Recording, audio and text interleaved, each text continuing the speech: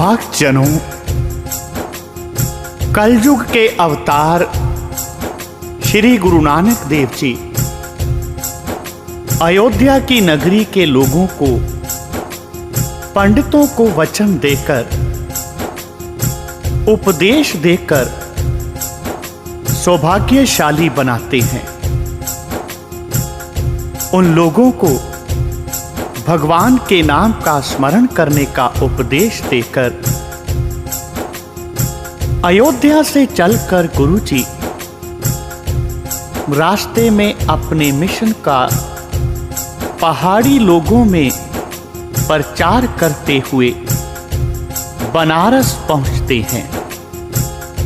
बनारस, जिसे लोग काशी के नाम से भी जानते हैं, यह शहर हिंदू मत के बड़े बड़े विद्वान पंडितों का केंद्र था। गुरु जी का बाहरी आश्चर्यजनक पहरावा, गेरुए रंग वाला कुर्ता, ऊपर सफेद चादर, एक पांव जूती और एक पांव में खौंस, सर पर पटका, गले में माला और माथे पर केसर का तिलक, यह सब देखकर बहुत लोग इकट्ठा हो गए। अनेक प्रकार के प्रश्न गुरु जी से पूछने लगे। जब लोगों ने देखा कि आप प्रश्नों के उत्तर बड़े गंभीर ढंग से देते हैं, तो वह एक विद्वान पंडित चतुरदास को बुला लाए। उसने गुरु जी के साथ चर्चा छेड़ दी। पंडित चतुरदास जी ने कहा, महाराज, हम रोज ही चाहे वेद शास्त्र पढ़ते और सुनते हैं, मगर हमारे मन का अहंकार नहीं मिटता और मन को शांति नहीं आती। इसका क्या कारण है?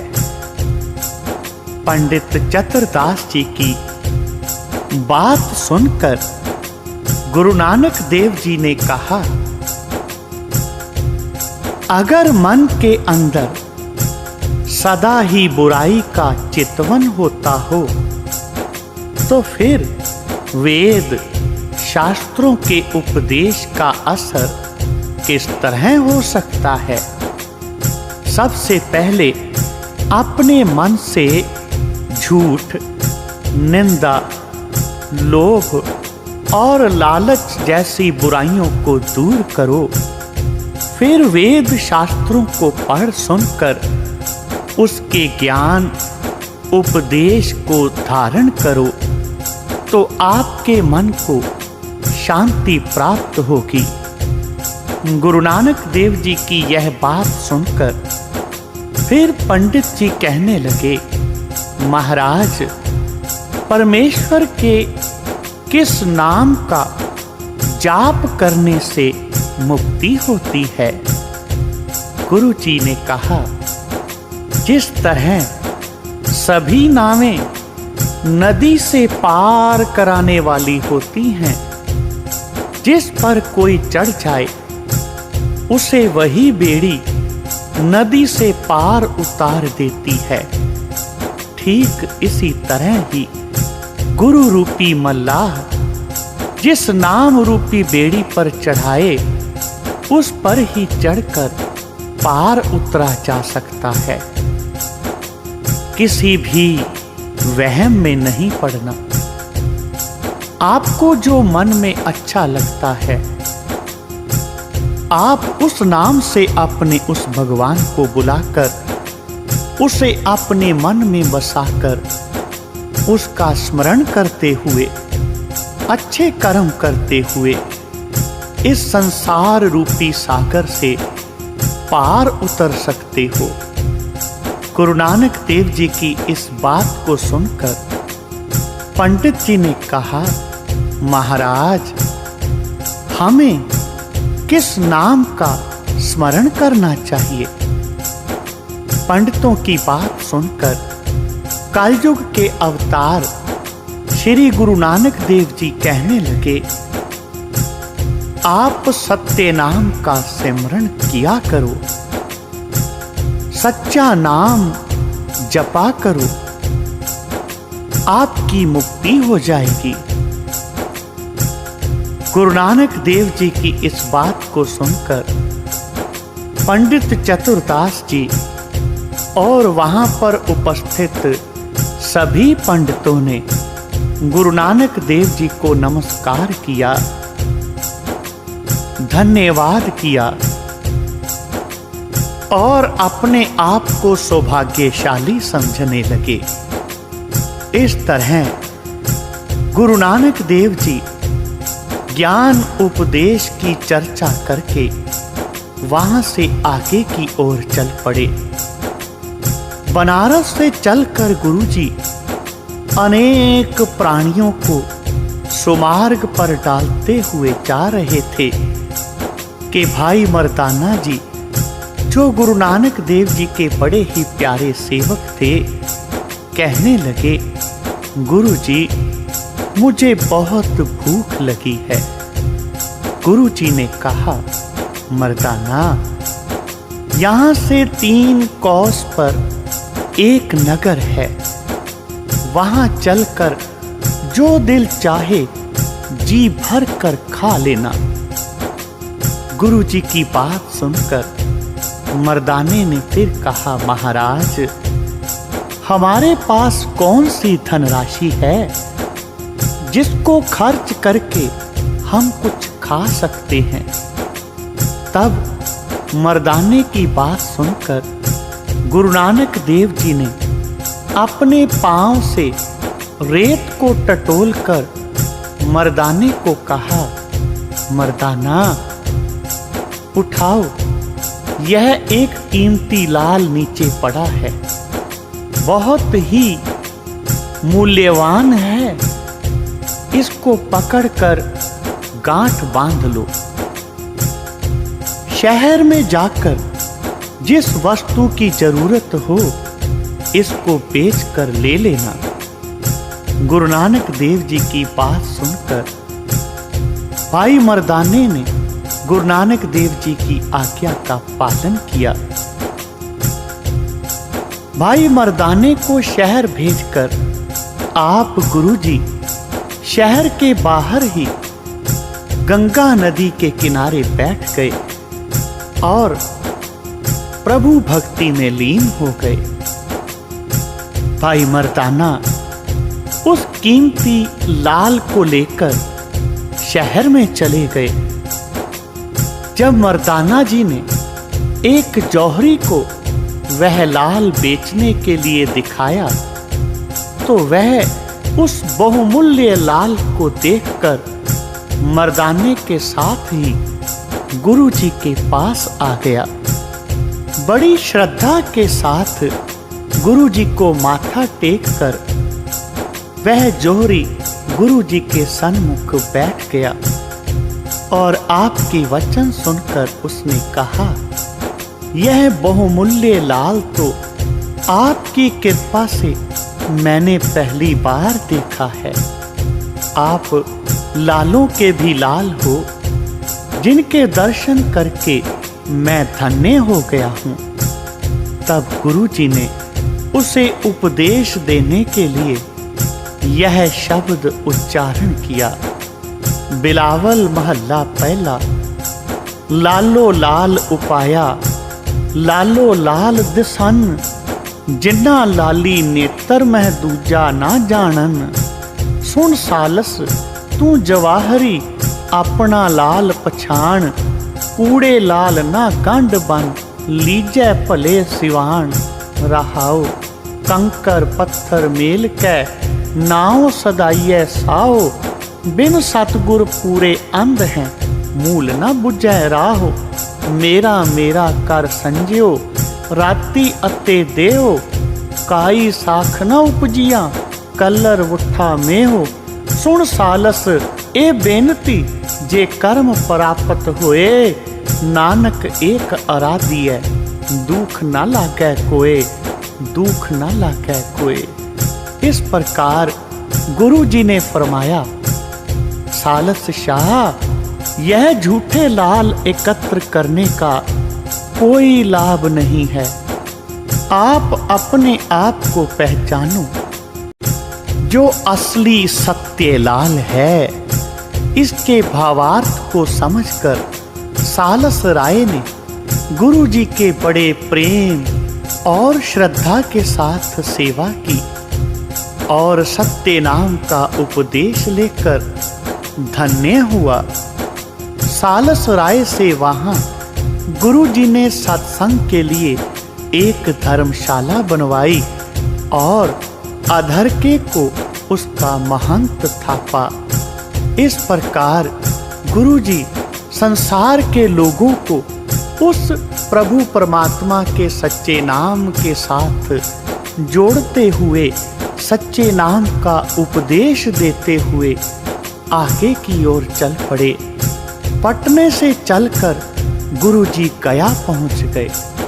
यह शहर गयासुर दैत्य का बसाया हुआ है, जिसके नाम पर ही इसका नाम गया प्रसिद्ध है।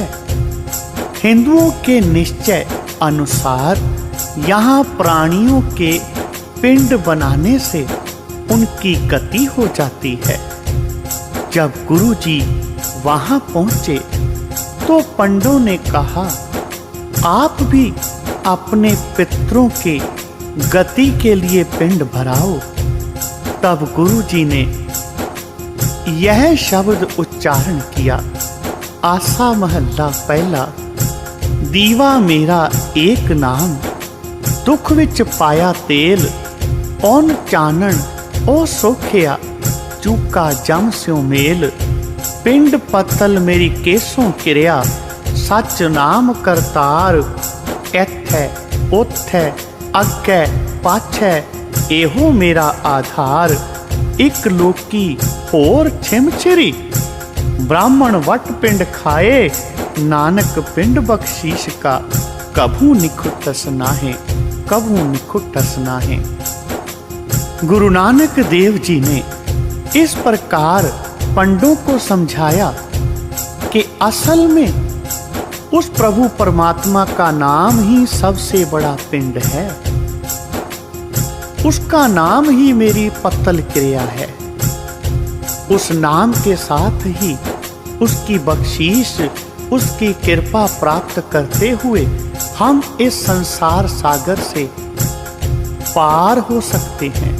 हमारी गति तभी होगी जब हम उस प्रभु परमात्मा के सच्चे नाम को अपने मन में, हृदय में, रसना में वसाएंगे, जपेंगे और अपने इस जीवन को सफल बनाने का यत्न करेंगे। इस शब्द का मूल भाव समझाकर गुरु जी ने बताया कि अपने हाथों से किया हुआ दान कभी खत्म नहीं होता, इसलिए अपने जीते जी अपने हाथों के साथ दान करना ही लोक परलोक में सहायक होता है। तत्पश्चात प्राणी नमत पिंड भरवाने और अन्य दान पुण्य करना उसके किसी काम नहीं होता।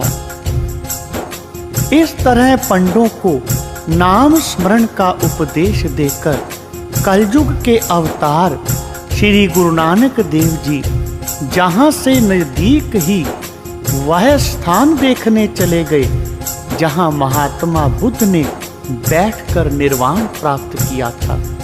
इस बुद्ध गया मंदिर में महात्मा बुद्ध की एक पूरे शरीर की सोने की मूर्ति स्थापित है। यहाँ के मुख्य पुजारी के साथ गुरु जी ने चर्चा करके उसको सत्य नाम का उपदेश दिया। इस प्रकार गुरु जी प्रभु के सच्चे नाम का उपदेश देते हुए बुद्ध गया से चलकर मर्दाने के साथ बिहार के नगरों शहरों से होते हुए मुर्शिदाबाद के रास्ते आसाम देश के कामरूप क्षेत्र के गुवाहाटी शहर से बाहर जा बैठे। भाई मर्दाना जी कुछ खाने के लिए शहर में चले गए। शहर की एक प्रसिद्ध जादूगरनी नूर शाह ने मर्दाने को भेड़ बनाकर अपने घर में बांध लिया। इस बात का जब सत्य सेवी अंतर्यामी गुरु नानक देव जी को पता चला तो आप सत्य नाम का जाप करते हुए नूर शाह के वहां पहुंच गए। नूर शाह ने गुरु जी को भी जादू से काबू करना चाहा, मगर गुरु जी के आगे उसकी कोई पेश न गई तो उसने गुरु जी के चरणों पर माथा टेक कर अपनी भूल की क्षमा मांगी और अपने उद्धार के लिए बेनती करने लगी।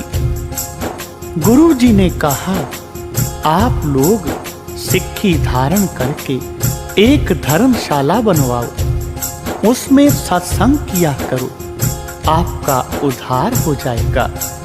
गुरु जी की आज्ञा मानकर उन्होंने पाहुल लेकर सिक्खी धारण कर ली और धर्मशाला बनवाकर प्रतिदिन सत्संग करने लगे। इस प्रकार लोगों को भगवान के प्रभु के सच्चे नाम का उपदेश देते हुए गुरु नानक देव जी इस संसार को तारते हुए कामरूप गुवाहाटी से जादूगरनियों का सुधार और उद्धार करके ढाका शहर से होते हुए चिट्टा गांव आए। यहाँ के राजा को सत्य नाम का उपदेश देकर अपना सिख बनाया और वहाँ सत्संग करने के लिए धर्मशाला बनवाई। इससे आगे गुरुजी समुद्र के रास्ते जगन्नाथपुरी पहुंच गए। पुरी शहर जो समुद्र के किनारे है, उसमें कृष्ण जी की एक बहुत बड़ी आदम कद मूर्ति है। संध्या के समय पांडवों ने इस मूर्ति के आगे दिए जलाकर आरती करनी शुरू की। उन सबको देखकर गुरुजी ने यह शब्द उच्चारण किया, तनाश्री महला पहला आरती। गगन में थाल रव चांद दीपक बने, तारका मंडल जनक मोती, तूप मल आन लो, पवन चवरो करे, सगल बनराए फुलंत ज्योति। कैसी आरती होए पव खंडना तेरी आरती, अनहता शब्द वाजंत पेरी। रहाओ सहस तव नैन नन, नैन है तोहे को, सहस मूरत नना एक तोही। सहस पद बिमल नन, एक पद गंध बिन, सहस तव गंध एव चलत मोही। सब में जोत, जोत है सोए, तिसकै चानन, सब में चानन होए। गुर साखी जोत प्रगट होए, ज्योतिष पावै सो आरती होए। हर चरण कमल मकरंद लोभित, मनो अन्न दिनो मोहे। आही प्यासा कृपा जल दे, नानक सारंग को। होए जाते तेरे नाम वासा, होए जाते तेरे नाम वासा। गुरु जी कहने लगे कि यह गगन रूपी थाल, जिसमें सूर्य और चंद्र बहुत बड़े दो दीपक हैं, सितारे मोतियों की तरह बिखरे हुए हैं। इस सारी सृष्टि पर जितने भी फूल हैं, उनकी खुशबू से वातावरण महक रहा है। उस प्रभु परमात्मा की जो सृष्टि के कण कण में विद्यमान है, हर समय ही इस प्रकार आरती हो रही है। यह छोटा सा थाल घुमाते हुए तुम किसकी आरती कर रहे हो? कैसी आरती होए पवखंडना तेरी आरती। उसकी आरती तो स्वयं अपने आप हो रही है, हम उसकी आरती क्या कर सकते हैं। गुरु जी ने कहा इस प्रकार की आरती परमेश्वर की रचना में सदा हो रही है। हम सदा ही इस सर्वमय सर्वव्यापक सच्ची आरती में विलीन रहते हैं। यहाँ आपने 2 दिन आवास किया और जगन्नाथपुरी के पंडितों को, पांडवों को सच्चा उपदेश देकर, उस प्रभु परमात्मा का नाम जपने का उपदेश देकर धन्य किया। बोलो जी पाई जी वाहे गुरु वाहे गुरु वाहे गुरु।